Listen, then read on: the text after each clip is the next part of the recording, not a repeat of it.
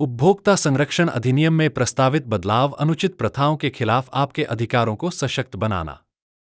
उपभोक्ता संरक्षण अधिनियम 2019 में प्रस्तावित बदलाव, यह विषय क्यों महत्वपूर्ण है? मित्रों, हम हर दिन उपभोक्ता हैं। चाहे आप किराने का सामान खरीदें, ट्रेन टिकट बुक करें, ऑनलाइन खाना ऑर्डर करें, मोबाइल फोन खरीदें, लोन लें, बीमा लें या डिजिटल सेवाओं की सदस्यता लें, आप अपने उपभोक्ता अधिकारों का उपयोग कर रहे हैं। लेकिन जब ऐसा होता है, आपको दोषपूर्ण उत्पाद मिलता है, ऑनलाइन विक्रेता रिफंड देने से इनकार करता है, कोई सेवा प्रदाता झूठे वादे करता है, बिना अनुमति के छिपे हुए शुल्क लगाए जाते हैं। उपभोक्ता संरक्षण अधिनियम 2019 उपभोक्ता अधिकारों के लिए एक आधुनिक कानूनी ढांचा प्रदान करता है और भविष्य में संशोधनों, प्रस्तावित बदलाव के लिए किए गए प्रस्ताव डिजिटल बाजारों, ई-कॉमर्स, भ्रामक विज्ञापनों और त्वरित शिकायत निवारण में सुरक्षा को मजबूत करने का उद्देश्य रखते हैं। यह वीडियो उपभोक्ता संरक्षण अधिनियम 2019 और भविष्य में प्रस्तावित संशोधनों, नियमों और नियामक विकास के तहत प्रस्तावित बदलावों को समझाता है। आपका स्वागत है मेरे YouTube channel legal information law insights में।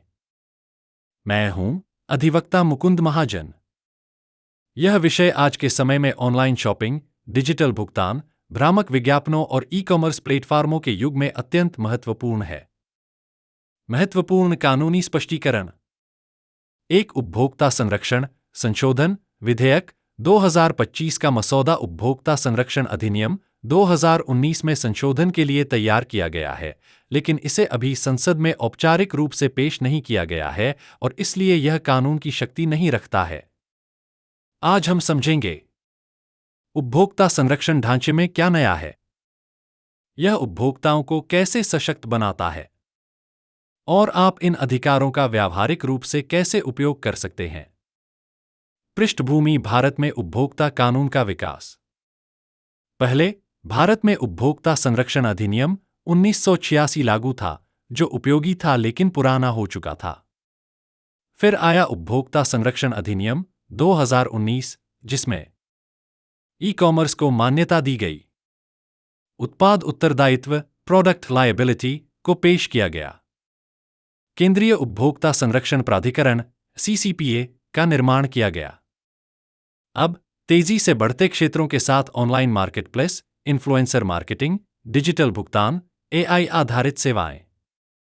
नया उपभोक्ता संरक्षण ढांचा मजबूत प्रवर्तन, डिजिटल जवाबदेही और उपभोक्ता सशक्तिकरण पर केंद्रित है। उपभोक्ता संरक्षण अधिनियम 2019 के ढांचे की प्रमुख विशेषताएं। प्रस्तावित बदलाव। एक अनुचित व्यापार प्रथाओं के खिलाफ कड़ी कार्रवाई।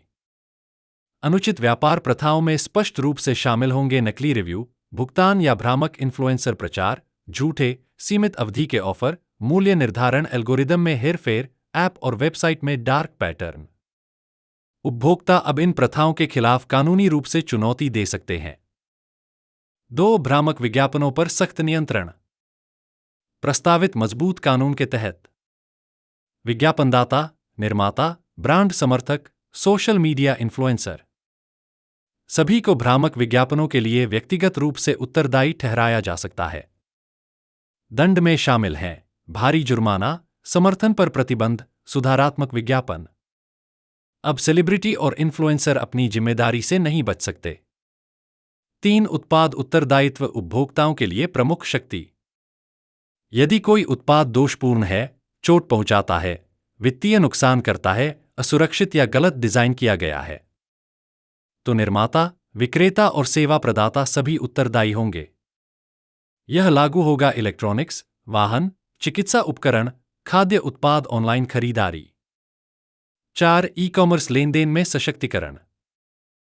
प्रस्तावित संशोधनों के बाद ई-कॉमर्स प्लेटफॉर्म को विक्रेता की पूरी जानकारी दिखानी होगी, स्पष्ट रिफंड और रिटर्न नीतियां प्रदान करनी होंगी, अनुचित रद्दीकरण शुल्क से बचना होगा, शिकायत अधिकारी को सुलभ बनाना होगा। उपभोक्ता सीधे ऑनलाइन मार्केटप्लेस के खिलाफ भी फोरम से शिकायत कर सकेंगे, केवल विक्रेता के खिलाफ नहीं। 5. त्वरित और डिजिटल उपभोक्ता विवाद निवारण। यह ढांचा मजबूत करता है ई-दासिल पोर्टल, ऑनलाइन सुनवाई, पेपरलेस फाइलिंग, समयबद्ध शिकायत निवारण। उपभोक्ता शिकायत कर सकते हैं घर से, वकील को नियुक्त किए बिना, यदि वे चाहें, अपने निवास स्थान पर। 6 CCPA, केंद्रीय उपभोक्ता संरक्षण प्राधिकरण की मजबूत भूमिका। CCPA के पास अधिकार हैं उत्पाद रिकॉल का आदेश देना, भ्रामक विज्ञापन रोकना, दंड लगाना, राष्ट्रीय स्तर पर उपभोक्ता हितों की रक्षा करना। यह प्राधिकरण व्यक्तिगत शिकायत के बिना भी सक्रिय रूप से कार्य करता है। कौन उपभोक्ता शिकायत दायर कर सकता है?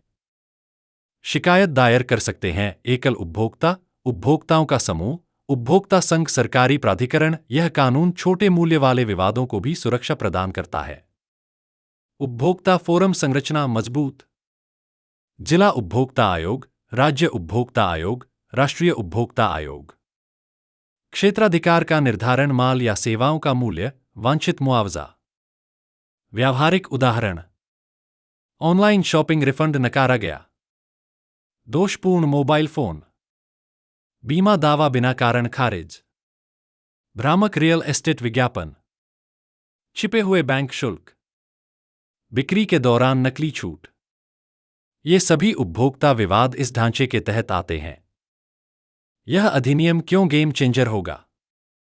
उपभोक्ता केंद्रित, डिजिटल फ्रेंडली, अनुचित प्रथाओं के खिलाफ मजबूत रोक, त्वरित न्याय, किफायती पहुंच।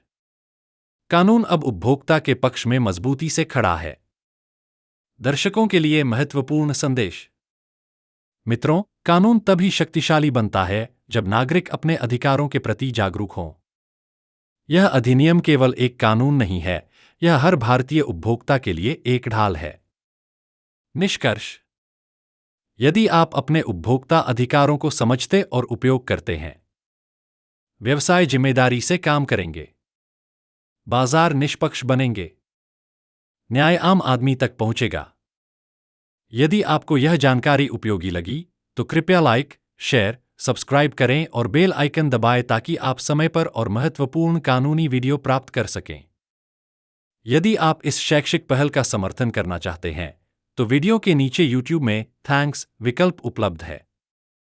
कोई भी योगदान पूरी तरह से स्वैच्छिक है और गुणवत्तापूर्ण कानूनी जागरूकता सामग्री बनाने में मदद करता है। आपका बहुत बहुत धन्यवाद। अगले वीडियो में फिर मिलेंगे। जय हिंद, जय भारत।